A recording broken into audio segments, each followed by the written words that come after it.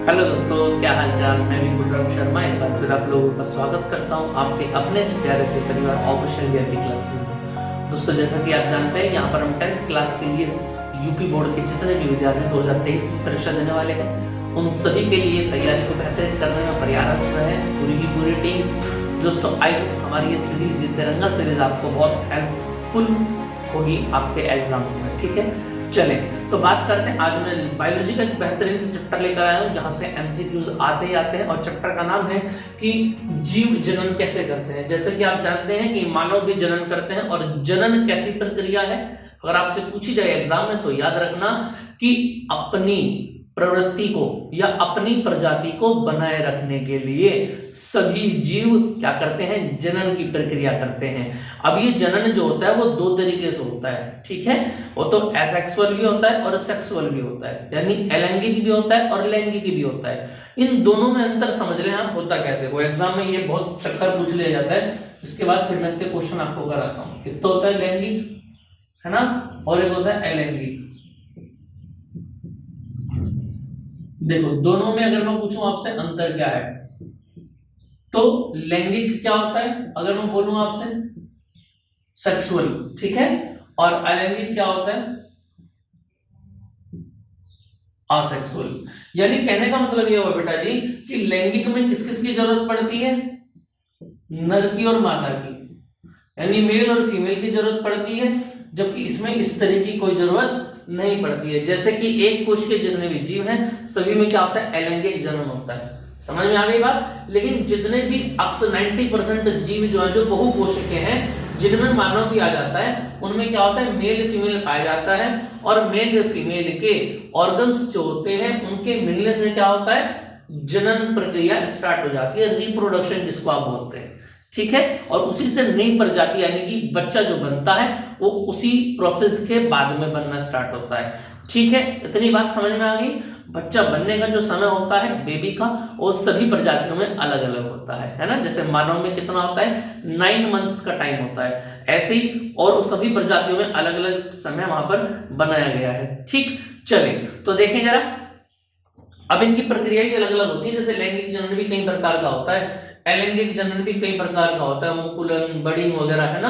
ये मैंने कराया था ये, है ना, तो वहां से आप इसको देख लेंगे। ठीक, थोड़ा सा इंग्लिश में भी है, तो हिंदी वाले बच्चे अगर वहां से पढ़ेंगे तो हो सकता है थोड़ी बहुत ही समस्या उनके साथ में बन जाए। और बाकी इतना समय भी बचा नहीं है, फिलहाल जो मैं आपको तैयारी करा रहा हूं उसी तैयारी पर आप फोकस रखें। ठीक, चले क्वेश्चन नंबर 1 की अगर मैं बात करूं बेटा जी, देखा जरा स्क्रीन पर क्या लिखा हुआ है। प्रश्न नंबर 1 2020 में आया है। पौधों में काइट प्रवर्धन के लिए कौन सा भाग अधिक अनुकूलन है। काइट प्रवर्धन क्या होता है, यानी जो जमीन में से मेन तना निकलता है पौधे का, वहां से अगर जनन की बात है तो सीधा सीधा डिपेंड करता है तने के ऊपर। तो इसका आंसर हो जाता है ए, पहले का आंसर हो जाता है ए, यानी कि तना। ठीक है, चलो जी दूसरे क्वेश्चन पर आ जाते हैं। क्या बोला गया, जाइगोट में गुणसूत्रों की संख्या होती है 4x, 3x, 2x, x। जो जाइगोट होता है उनमें याद रखना, जाइगोट में कितनी होती है, 3 गुना होती है। तो बी आंसर हो जाता है इसका 3x। ठीक है, चले नंबर 3 पर आ जाते हैं। निषेचन के बाद पुष्प का कौन सा भाग फल में बदल जाता है। ठीक है, तो निषेचन की जो प्रक्रिया होती है आपको याद होगा, इस तरीके का डायग्राम मैंने बनाया था किसी भी प्लांट के लिए, है ना। अगर आपको याद आ रहा, थोड़ा बहुत मैंने पढ़ाया था निषेचन का, और यहां से क्या हो रहा था, इस तरीके से ये निकल के जा रही थी और एक यहां से निकल रही थी, है ना। और निषेचन जो बनता था वो यहां बनता था। ये क्या होता था, ये नर होता था मेल, और ये क्या होता था, मादा अंडाशय। और ये क्या बनता था आगे चल के, फ्रूट बनता था। क्या बनता था आगे चल के, फ्रूट बनता था। यही प्रक्रिया क्या थी आपकी, निषेचन की प्रक्रिया थी, है ना। तो यानी इसके अकॉर्डिंग अगर पूछा जाए आपसे कि निषेचन के बाद कौन सा भाग फल में बदलता है, तो याद रखेंगे आप, अंडाशय जो भाग होता है वही फल में बदलता है। ठीक है, तो सी तीसरे का हो जाता है सी, यानी कि अंडाशय। ठीक है, नंबर 4 पर आ जाते हैं। देखिए जरा क्या बोला गया, पराग कणों का परागकोश से वर्तिकाग्र तक स्थानांतरण कहलाता है। यानी परागकण का परागकोश से वर्तिकाग्र तक स्थानांतरण क्या कहलाता है, परागण कहलाता है। क्या कहलाता है, परागण। ठीक है भैया, ये याद रखेंगे आप। परागण कहलाता है, कहां कहां से बताया आपको, पराग कोश से वर्तिकाग्र तक, पराग कोश से वर्तिकाग्र तक जाने का जो प्रक्रिया है। नंबर 5 आ जाते हैं, देखें जरा 5 में क्या बोला, द्विनिषेचन विशेष लक्षण है। द्विनिषेचन यानी कि 2 बार निषेचन जो होता है वो लगभग किसमें होता है, जंतुओं में, आवृत बीजी पादपों में, अनावृत बीजी पादपों में या शैवालों में। तो याद रखना द्विनिषेचन जो प्रक्रिया होती है वो किन में होती है, आवृत बीजी पादपों में होती है। ये क्वेश्चन आया है आपका, याद रखना 2014 में भी पूछा गया और 16 में भी पूछा गया, तो इसका आंसर यहां से बी हो जाता है। ठीक है, नंबर 6 पर आ जाते हैं। एक पुष्प के स्त्री केसर के मध्य भाग को क्या कहते हैं, एक पुष्प के स्त्री केसर के बिल्कुल बीच वाले भाग को कहते हैं वर्तिका। क्या बोलते हैं भैया, वर्तिका बोलते हैं, याद रखना। स्त्री केसर के बीच वाले भाग को वर्तिका बोला जाता है। नंबर 7 पर आ जाते हैं। निषेचन के दौरान परागकण से निकलने वाले पराग नलिका सामान्यतः किसके बीजांड में प्रवेश करते हैं। फिर दोबारा सुन लें, निषेचन के दौरान परागकण से निकलने वाली पराग नलिका सामान्यतः किसके द्वारा बीजांड में प्रवेश करती है। तो याद रखना डी पार्ट हो जाता है अंड द्वार। भाई अंडाशय में जाना है तो कहां से होकर के जाना पड़ेगा, सीधी सीधी बात है, अंड द्वार में से होकर के निकलना पड़ेगा। ठीक है बेटा जी, चलिए नंबर 8 पर आ जाते हैं। मुकुलन पाया जाता है प्लेनेरिया में, हाइड्रा में, लेशमैनिया में, इन सभी में। अब मैंने आपको जब पढ़ाया था तो कुछ बच्चों को याद होगा, वहां पर मैंने आपको सबसे इंपॉर्टेंट बात बताई थी कि अलैंगिक और लैंगिक जनन की जितनी भी प्रक्रिया है ना, वो सारी की सारी प्रक्रिया में आपको नोट करने हैं उनके एग्जाम्पल्स। ठीक है, कहां स्पायरोगाइरा है, कहां पर हाइड्रा है, कहीं पर हाइड्रिला है। ठीक है, ये सारे आपको याद करने पर कॉपीज में मैं बता सकता हूं आपको इसका क्या करना है, एक कॉपी का पेज लेना है, इस तरफ आपको सारे प्रोसेस लिखने हैं और उसके सामने एग्जाम्पल लिखने हैं। और हाइड्रा अलग अलग 2-3 से मैच हो जाता है, तो ये भी याद रखना कि हाइड्रा किसी एक का नहीं है, 2-3 कनेक्शन का एग्जाम्पल है वहां पर। देखें जरा, तो क्या बताया गया, मुकुलन पाया जाता है हाइड्रा में, याद रखना डी। मुकुलन कहां पाया जाता है, हाइड्रा में पाया जाता है। ठीक है भैया, नंबर 9 पर आ जाते हैं। क्या बोला गया, पुष्प के कितने भाग होते हैं, 4 भाग होते हैं, सभी जानते हैं। 4 भाग होते हैं, याद रखेंगे। उसके बाद आ जाए, पराग नलिका में नर युग्मक की संख्या होती है, 2 होते हैं नर युग्मक, ये भी सभी को याद होना चाहिए, 2 युग्मक। ठीक है, दोनों अलग अलग तरीके से उठाए जाते हैं। ठीक है, चलिए अगले क्वेश्चन पर आ जाते हैं। क्वेश्चन नंबर 11 की अगर मैं बात करूं तो 11 में क्या बोला गया, परिवार नियोजन की स्थायी विधि है। देखिए जरा, अगर मैं पूछूं आपसे, परिवार नियोजन की स्थायी विधि है, गर्भ निरोधक गोलियां, निरोध का प्रयोग, वैक्सोटॉमी या गर्भ समापन। गर्भपात तो बिल्कुल भी नहीं है ना, हर बार जब भी अब बेबी बोर्न होगा तो गर्भपात नहीं करा सकते हैं। ठीक है, और उसने पूछा स्थायी विधि, यानी परमानेंटली अगर पूछा जाए कि किसी भी स्त्री को गर्भ ना ठहरे, वो प्रेग्नेंट ना हो, तो इसके लिए क्या जरूरी है, तो याद रखना वैक्सोटॉमी इसके लिए जरूरी है। क्या जरूरी है इसके लिए, वैक्सोटॉमी, ये नाम आप याद रखेंगे, काफी इंपॉर्टेंट क्वेश्चन है ये। क्लियर बात समझ में आ रही है कि नहीं आ रही है, ये काफी इंपॉर्टेंट है, इसको आप याद रखेंगे। ठीक, चलिए नेक्स्ट क्वेश्चन पर आ जाते हैं। देखिए जरा, अगले क्वेश्चन में क्या बोला गया है, नेक्स्ट क्वेश्चन में बोला गया है अलैंगिक जनन मुकुलन द्वारा होता है। क्या बोला गया, अलैंगिक जनन मुकुलन द्वारा होता है, ईस्ट में होता है अलैंगिक जनन, याद रखेंगे बी पार्ट, ईस्ट में होता है, याद रखेंगे आप। नंबर 13 पर आ जाते हैं। देखिए जरा, 13 में क्या बोला गया, निम्न में से कौन मानव के मादा जनन तंत्र का भाग नहीं है। निम्न में से कौन मानव के मादा जनन तंत्र का भाग नहीं है, देखें जरा जल्दी से, अंडाशय, गर्भपात, शुक्रवाहिनी, डिंब वाहिनी। तो याद रखना 2019, 2020, 2022 और एनसीईआरटी का एग्जाम्पल है, काफी इंपॉर्टेंट टॉपिक है, पिछले 3 सालों से लगातार आ रहा है, तो ऐसा हो सकता है कि इस साल भी आ जाए, है ना बच्चा। चले, आएगा या नहीं आएगा वो बाद की बात है, आपको तैयारी में कोई कमी नहीं छोड़नी है, इस बात को आप अपने दिमाग में बिठा लें। ठीक है, बाकी जो होगा वो देखा जाएगा। ठीक, तो देखें अगर हम बात करें मादा जनन तंत्र की, अंडाशय भी आता है, गर्भाशय भी आता है, शुक्रवाहिनी नहीं आती, क्योंकि ये कहाँ होती है, मानव के पास, मनुष्य नर के पास होती है ना। तो 13 का हो जाता है सी।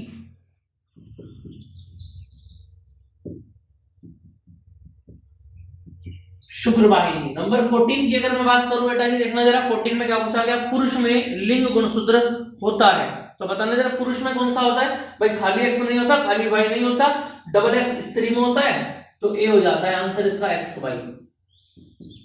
ठीक है बेटा जी। नंबर 15 पर आते हैं, निम्नलिखित में से कौन सा रोग यौन संचारित नहीं होता, यानी कहने का मतलब यह है कि कौन सा रोग यौन के थ्रू नहीं फैलता। सिफिलिस फैलता है, याद रखना। अब ये इसके साथ साथ आपको ये भी याद रखना है कि कौन यौन के दौरान फैल जाता है। देखो क्या बताया, यौन दौरान संचरित नहीं होता, हमें पता है इसका आंसर हेपेटाइटिस है, सीधा सीधा इसका आंसर क्या हो जाता है, हेपेटाइटिस। ठीक है, लेकिन इसके अलावा जो बाकी के 3 ऑप्शन है ये फैलेंगे, इसका मतलब यौन संचारित से। कौन क्या क्या नाम है, सिफिलिस, एचआईवी, गोनोरिया, सुजाक, यानी कि इनके दूसरे नाम भी याद रखेंगे, एड्स, सुजाक और आतशक, ये फैलेंगे यौन संचारित से।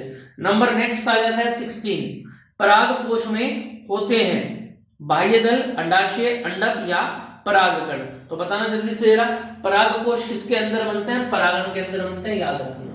डी आंसर हो जाता है नंबर 17। क्या बोला गया 17 में, देखे ना, मानव में भ्रूण को पोषण मिलता है अंडाशय से, प्लेसेंटा से, वक्र से, फैलोपियन ट्यूब। भ्रूण क्या होता है ये समझ लें आप, बिल्कुल बीज, जहां बच्चा बनना स्टार्ट होगा, तो उसको जो पोषण मिलता है वो कहां मिलता है, प्लासेंटा से मिलता है, याद रखेंगे आप।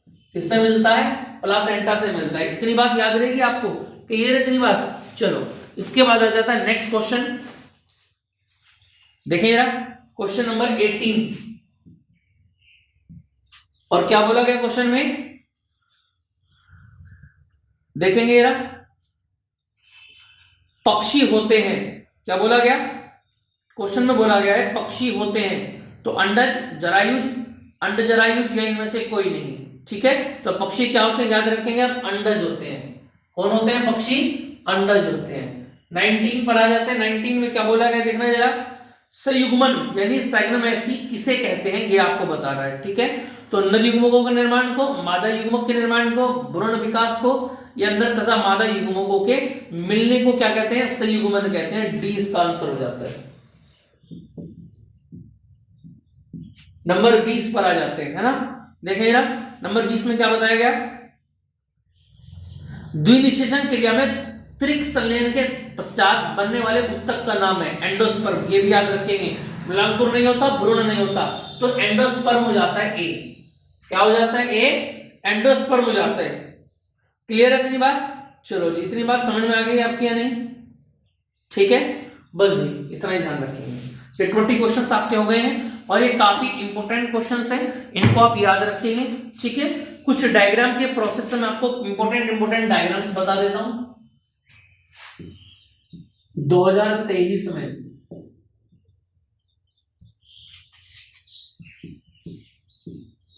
इंपॉर्टेंट डायग्राम, ठीक है, इसी चैप्टर के कुछ डायग्राम मैं आपको बता देता हूं। ठीक है, 2019 में पूछा गया पुष्प की अनुदैर्घ्य का चित्र, याद रखना 2019 में आया है, इसको नोट कर लेंगे आप सभी। ठीक है, कुछ डायग्राम मैं आपको बता रहा हूं, कुछ इंपॉर्टेंट टॉपिक भी बता रहा हूं साथ साथ, जो आपको तैयार करने हैं। ठीक है, उसके बाद परागकण का नामांकित चित्र, ये आपको कहीं पर भी मिल जाएंगे। 2022 में क्वेश्चन पूछा गया पिछले साल, तो इस उम्मीद से ये इस साल भी इंपॉर्टेंट हो जाता है। ठीक है, क्लियर है इतनी बात। उसके बाद अगर मैं पूछूं आपसे, देखें जरा, इसके बाद नेक्स्ट क्वेश्चन क्या हो जाता है, अच्छा एक क्वेश्चन यहां से और बन जाता है, क्या स्वपरागण और परपरागण में अंतर, डिफरेंस क्या है, इस डिफरेंस को भी आप याद रखेंगे, ये भी इंपॉर्टेंट टॉपिक है। क्लियर आ गई बात समझ में। ठीक है, दूसरा इंपॉर्टेंट क्या है, जनन की, इसको नोट कर लेंगे आप, सभी विधियों के उदाहरण, जैसे हाइड्रा, है ना। जो जो मैंने आपको बताया भी वो एग्जांपल आप याद रखेंगे अच्छे से। बाकी जो टॉपिक मैं आपको बता रहा हूँ उससे बाहर जाने का कोई मतलब बनता नहीं है। ये 16, 19, 22 में आया, याद रखना। 16 में आया, 19 में आया और 22 में आया। अंतर स्वपरागण और परजीवी को, सीधी सी बात है। स्वपरागण क्या होता है? जब ऑर्गन जो होते हैं, जो परागण होते हैं, जिनसे कि भ्रूण बनेगा, वो एक ही पौधे के एक पुष्प से दूसरे पुष्प पर जाते हैं, तो उसको स्वपरागण बोलते हैं। लेकिन जब ये एक पौधे से उठ करके किसी दूसरे पौधे पर जाते हैं, किसी दूसरे पौधे पर जाकर बैठ जाते हैं, तो उसको बोलते हैं परपरागण। क्लियर है बेटा जी? ये डिफरेंस इनके बीच में, बाकी इसको आप याद रखेंगे, ठीक है। उसके बाद याद रखेंगे आप, अगर मैं बात करूं इंपॉर्टेंट टॉपिक की, परागण और निषेचन में अंतर। परागण और निषेचन में अंतर, निषेचन में अंतर, ये इंपॉर्टेंट टॉपिक है। इस टॉपिक को आप बहुत अच्छे से ध्यान रखेंगे, एग्जाम में ये पूछ ले जाते हैं, ठीक है जी। हाँ, अंतर कई बार आ जाते हैं, तो अंतर में कोई घबराने वाली बात नहीं है, ठीक है।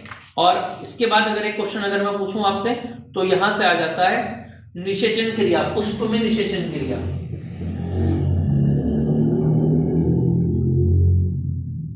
पुष्प में निषेचन क्रिया समझाइए, नामांकित चित्र इसका। ये चित्र काफी इंपॉर्टेंट है और एग्जाम में पूछ ले जाता है। अच्छा, इसके बाद लास्ट क्वेश्चन बनता है क्या? पुरुष के जननांग का सचित्र वर्णन। क्लियर बात समझ में आ रही है? और उसके बाद अगर मैं पूछूं आपसे, तो स्त्री के जननांग का सचित्र वर्णन। क्लियर बात समझ में आ रही है कि नहीं आ रही? ये दोनों काफी इंपॉर्टेंट टॉपिक है, मैं फिर आपको बता रहा हूं, ये दोनों काफी इंपॉर्टेंट टॉपिक है।